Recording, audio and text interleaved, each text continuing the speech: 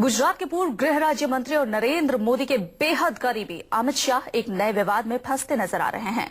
अमित शाह पर news portal cobra post और गुलेल ने एक लड़की की जासूसी कराने का आरोप लगाया है। पोर्टल ने अमित शाह और आईपीएस जीएस सिंघल की टेलीफोन पर हुई बातचीत की रिकॉर्डिंग पेश की है, जिसमें सिंघल को एक लड़की की 24 घंटे निगरानी का आदेश दिया गया था। इस बातचीत में एक साहब का जिक्र किया गया है। फोन पर बातचीत में कहा गया है कि साहब के कहने पर लड़की की जासूसी कराई गई। वेबसाइट का आरोप है कि निगरानी और टैपिंग के लिए दिया गया ये आदेश गैर कानूनी था, कानून के दायरे में नहीं था। अमित शाह से बातचीत की ये रिकॉर्डिंग खुद सिंघल ने सीबीआई को सौंपी है। कांग्रेस ने इस मामले की गहराई से जांच की मांग की है। वहीं बीजेपी ने पूरे मसले पर चुप्पी साध ली है। न्यूज पोर्टल ने अमित शाह और अहमदाबाद में एटीएस के एसपी रहे जीएस सिंघल के बीच 4 अगस्त 2009 और 6 सितंबर 2009 के बीच हुई बातचीत की ऑडियो रिकॉर्डिंग पेश की है, जिसमें अमित शाह सिंघल को एक लड़की के पल पल की खबर लेने का निर्देश दे रहे हैं। यहां आपको बता दें कि आईपीएस सिंघल जहां फर्जी मुठभेड़ मामले में आरोपी हैं और वो जेल में थे, हाल ही में उन्हें बेल मिली है। और अमित शाह के साथ उन्होंने जो बातचीत की, ये खुद रिकॉर्डिंग उन्होंने पेश की। हालांकि अब इस लड़की के पिता का एक बयान सामने आ रहा है। इस लड़की के पिता ने कहा है कि मोदी से उनका पारिवारिक संबंध है और उन्होंने अहमदाबाद में अपनी बेटी की सुरक्षा के लिए मोदी से मदद मांगी थी। दरअसल ये लड़की बेंगलुरु से ताल्लुक रखती है और बेंगलुरु की ये लड़की पेशे से एक आर्किटेक्ट है।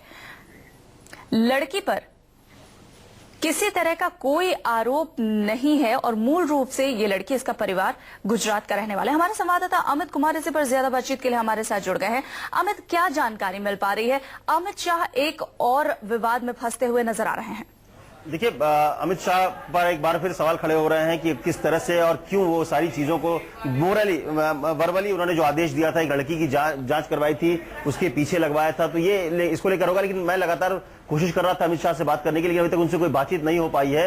और बीजेपी का हालांकि ये कहना है कि अमित, बातचीत नहीं हो पाई है। क्या वो बातचीत कर नहीं रहे हैं, बातचीत करने से बच रहे हैं, या फिर टेलीफोन वो किसी तरीके से उठा नहीं पा रहे हैं? नहीं, उनका फोन अभी लग नहीं रहा। हालांकि वो चुनावी दौरे पर है, उत्तर प्रदेश में सघन प्रचार में लगे हुए हैं, क्योंकि उत्तर प्रदेश की कमान उनके पास है। लेकिन सबसे महत्वपूर्ण बात यह भी इसमें आता है कि जो सीबीआई को उसने अगर सिंघल ने दिया हुआ है पूरा tape, video tape, audio tape अगर दिया हुआ, तो सीबीआई उस ऑडियो टेप का क्या कर रही है, किस तरह से जांच कर रही है, क्योंकि पुराना मामला है। और सिंघल अभी कुछ दिन पहले ही एक और सवाल है कि ये ऑडियो टेप प्रोवाइड कब कराई गई सीबीआई को? इस बारे में कोई जानकारी क्या अभी तक मिल पाई है?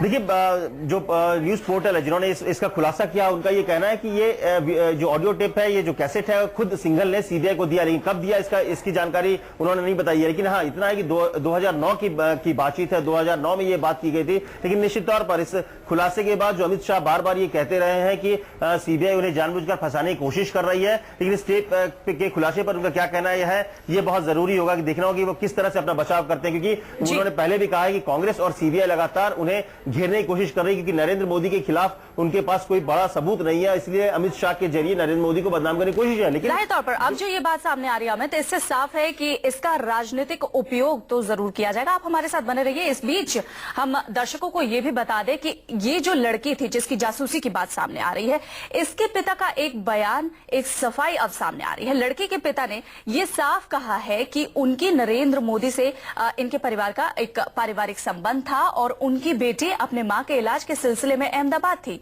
और चूंकि नरेंद्र मोदी से इनका पारिवारिक संबंध है, इसलिए नरेंद्र मोदी से बेटी का ख्याल रखने को इन्होंने स्पेशली कहा था। और यह भी कहा था कि चूंकि मां के इलाज के लिए ये अहमदाबाद में है, देर रात इलाज के सिलसिले में इसे घर से बाहर आना जाना पड़ सकता है, इसलिए उसकी सुरक्षा का ध्यान रखें। और इसी वजह से ये सारी कार्रवाई हुई। और एक और बात जो इस लड़के के पिता कह रहे हैं, वो ये कह रहे हैं कि इसका राजनीतिक उपयोग किया जा सकता है। लोग अपने स्वार्थ कारणों से इसका राजनीतिक उपयोग कर रहे हैं। हमारे संवाददाता अमित हमारे साथ लगातार बने हुए हैं। अमित, लड़की के पिता का ये बयान सामने आ रहा है कि राजनीतिक इस्तेमाल इस बात का किया जा सकता है। क्या ये खुलासा जिस वेबसाइट में किया गया है, जिस पोर्टल में किया गया है, उसमें लड़की के पिता का किसी भी तरीके का बयान नहीं दिया गया है?